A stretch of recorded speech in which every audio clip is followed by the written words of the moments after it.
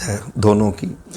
اب ماؤں کا یہ ہوتا ہے کہ بچی کو جب بیاہ کے دیتی ہیں تو اس کے بعد پھر اب ان کے دھیان یہ رہتا ہے کہ ہماری بیٹی کتنی خوش رہ رہی ہے، تو اب وہ جب دکھی ہیں تو ظاہر ہے کہ یہ بھی پورا گھر دکھی ہو گیا ہے، بہت پریشان ہو گئی ہوں گی یقیناً۔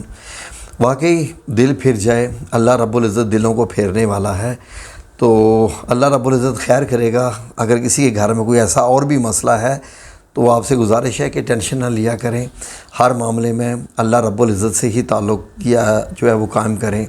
تو اس سلسلے میں اللہ رب العزت نے بھی دعائیں کافی بتائیں قرآن پاک میں، اور نبی کریم صلی اللہ علیہ وسلم نے اس سلسلے میں بڑی ہی پیاری دعائیں بتائیں، تو اس سے ہی ایک وظیفہ بنا ہے آپ صلی اللہ علیہ وسلم کی دعا سے۔ بڑا خوبصورت ایک دعا ہے آپ صلی اللہ علیہ وسلم کی۔ حضرت سلمہ رضی اللہ عنہا جو ازواج مطہرات میں سے ہیں، وہ فرماتی ہیں کہ جب نبی کریم صلی اللہ علیہ وسلم آپ کے پاس تشریف لاتے تھے تو وہ ایک دعا پڑھتے رہتے تھے بڑی خاص، اور بار بار وہ دہراتے رہتے تھے۔ تو وہ دعا مطلب دلوں کے پھیرنے سے متعلق ہی ہے، اس لیے اس کا میں ذکر کر رہا ہوں۔ وہ دعا کیا تھی؟ وہ یہ ہے، یا مقلب القلوب ثبت قلبی علی دینک۔ تو یہ دعا وہ پڑھتے رہتے تھے۔ تو اس کا مطلب یہ ہوتا ہے کہ اے دلوں کے پھیرنے والے، میرے دل کو اپنے دین پر جما دے۔ یا مقلب القلوب کے دلوں کے پھیرنے والے، ثبت ہوتا ہے نا ثابت قدم رہنا، تو یہ عربی کا لفظ ہے ثبت کہ مجھے ثابت قدم رکھ، قلبی میرے دل کو، اعلیٰ کس پر؟ دینک اپنے دین پر۔ تو یہ بڑی پیاری دعا ہے۔ تو حضرت سلمہ رضی اللہ عنہ فرماتی ہیں کہ آپ صلی اللہ علیہ وسلم سے میں نے ایک دن پوچھ ہی لیا کہ مطلب آپ پیغمبر ہیں اور آپ سے بڑھ کے آپ مطلب ایسے پیغمبر بھی ایسی شان والے کہ سبحان اللہ، کہ آپ یہ پڑھتے رہتے ہیں دعا، تو اس کی وجہ کیا ہے؟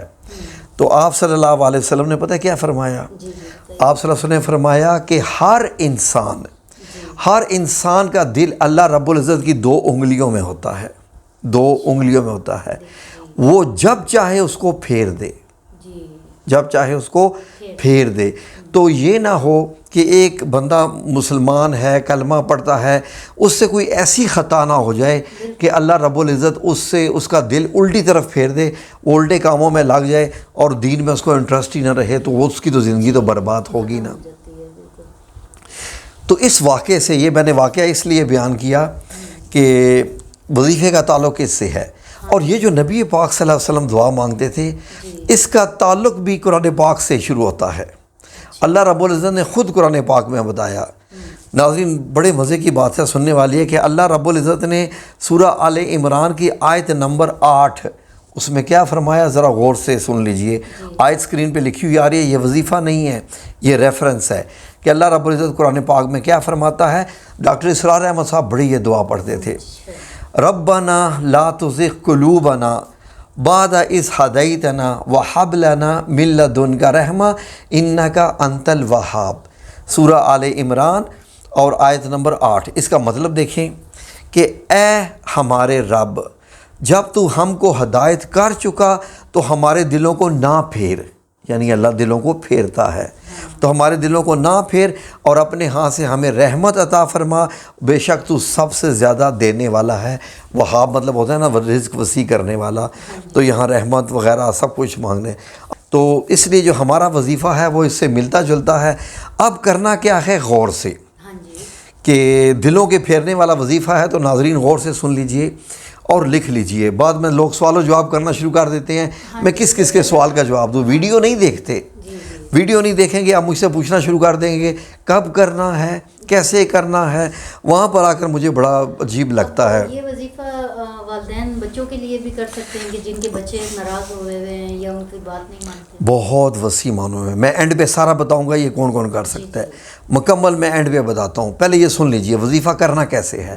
سب سے پہلے کہ جب اسلامی مہینے کا چاند نکلتا ہے نا، چاند کی پہلی جو 7 تاریخیں ہوتی ہیں، ان 7 تاریخوں کے اندر جو پہلی جمعرات آتی ہے، پہلی جمعرات آتی ہے، فار ایگزامپل اسلامی مہینہ ابھی جو ہے وہ شوال شروع ہو چکا، ابھی شوال مطلب ہے کہ ابھی ذوالحجہ گزر رہا ہے، تو محرم آنے والا ہے، ٹھیک ہے جی۔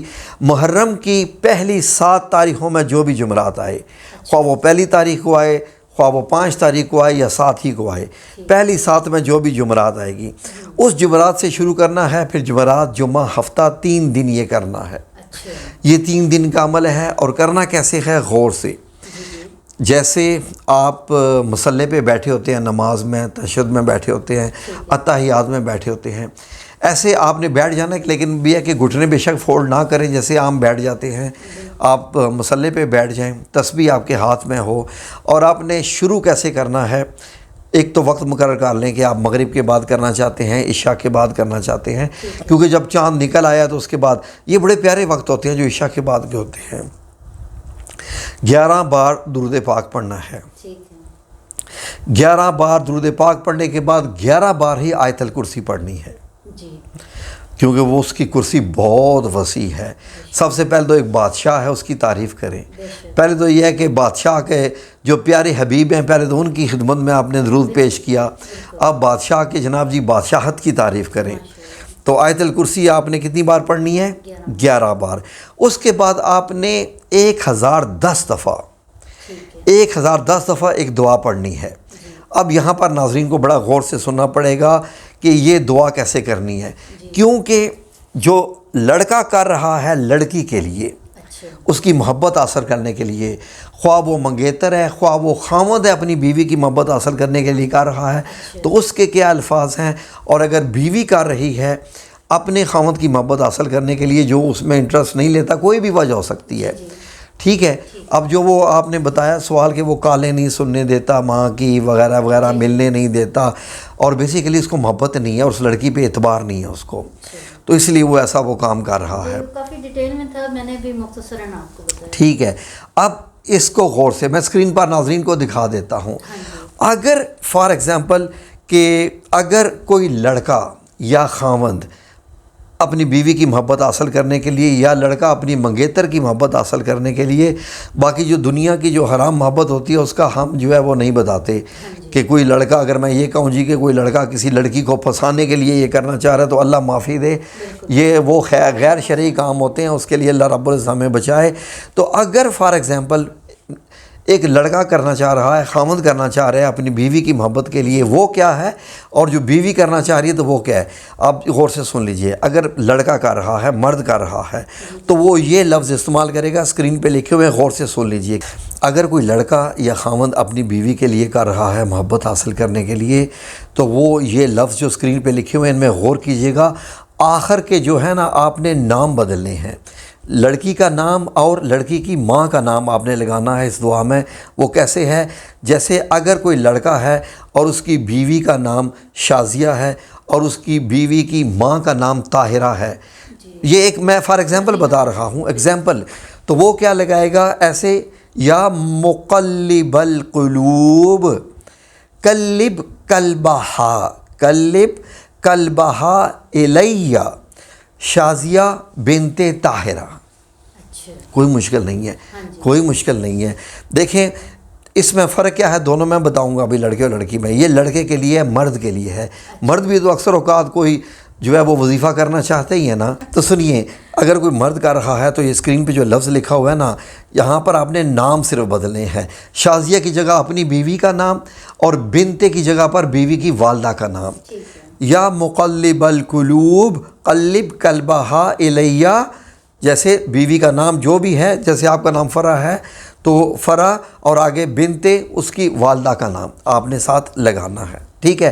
اب اگر کوئی بیوی کر رہی ہے اپنے خاوند کے لیے، کوئی لڑکی کر رہی ہے اپنے منگیتر کے لیے، جیسے آپ نے کہا کہ اس کا وہ مان نہیں رہا لڑکا، تو رشتہ بھی ہو چکا ہے، تو اچھا یہ رشتہ ہونا چاہیے، ٹوٹنا نہیں چاہیے، تو لڑکی کے الفاظ پڑھے گی۔ اب یہ اسکرین پہ یہ جو لفظ آ رہے ہیں، آپ نے اب کیا کرنا ہے، فار ایگزامپل اگر لڑکے کا نام احمد ہے اور لڑکے کی والدہ کا نام سائرہ ہے فار ایگزامپل، تو وہ لڑکی کیسے کرے گی یا بیوی کیسے کرے گی اپنے خاوند کی محبت حاصل کرنے کے لیے؟ یا مقلب القلوب قلب قلبہا نہیں قلبہو الیہ احمد بن سائرہ، ٹھیک ہے۔ اب یہ آپ نے یہ سمجھ لیا۔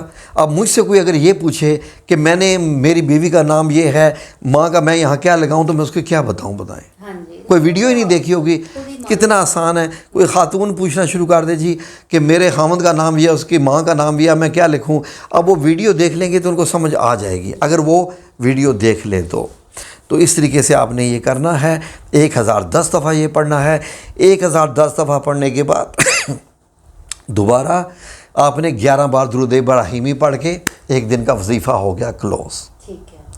ٹھیک ہے. ہاں جی. اب یہ 3 دن کرنا ہے 3 دن کا وظیفہ لگاتار. ہاں جی. 3 دن لگاتار، اور اس کا دل ایسے پھر جائے گا، کیونکہ اللہ رب العزت ہے. اللہ رب العزت کے 2 انگلیوں میں دل ہوتا ہے.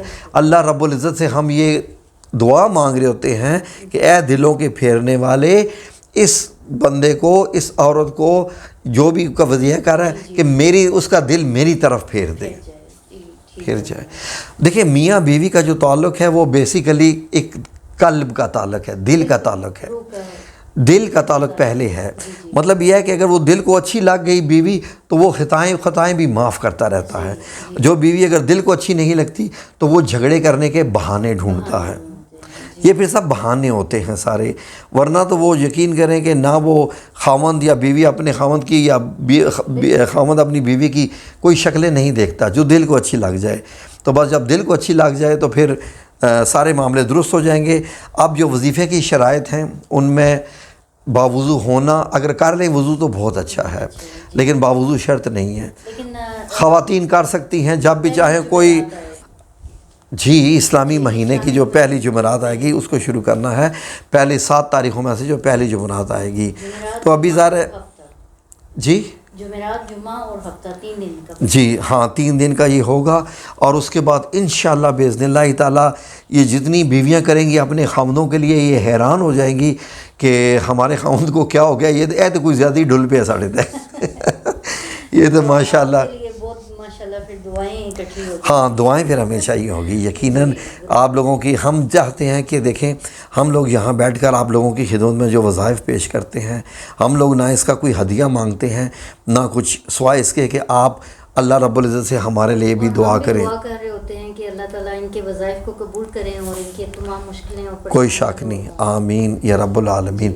تو بس اب کیا ہے، کیونکہ 1010 دفعہ اس دعا کو پڑھنا ہے تو آپ لوگ یاد کر لیجئے. بڑے گنے چونے سے لفظ ہیں، روٹین بن جائے تو پھر مشکل نہیں ہوتی. یاد کر لینا تاکہ پھر 1010 دفعہ اس کو پڑھنا ہے تو مشکل نہیں ہے.